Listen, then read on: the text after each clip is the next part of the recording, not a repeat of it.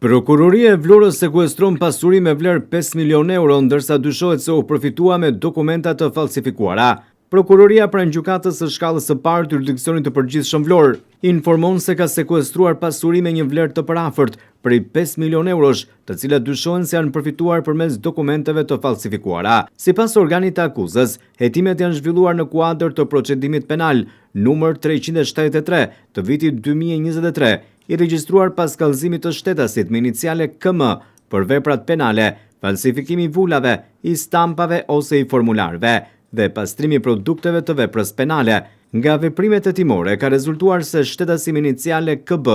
nën hetim për këtë çështje dyshohet se ka përfituar në mënyrë të palishme 2 prona në zonën e Vlorës, konkretisht një sipërfaqe toke ar prej 1600 m2 dhe një sipërfaqe ullishte prej 1900 m2, duke përdorur dokumente të falsifikuara. Në bazë të kërkesës së prokurorisë së Vlorës, gjykata ka vendosur sekuestrimin e pasurive të llojit A me sipërfaqe 1600 m2 dhe ullishte me sipërfaqe 1900 m2, të cilat figurojnë në zotrim të shtetasve me iniciale HB, IB, KB dhe SB. Prokuroria bën me dije se hetimet vijojnë për dokumentimin e plotë të veprimtarisë së dyshuar kriminale dhe për identifikimin e çdo personi të përfshirë në këtë skem.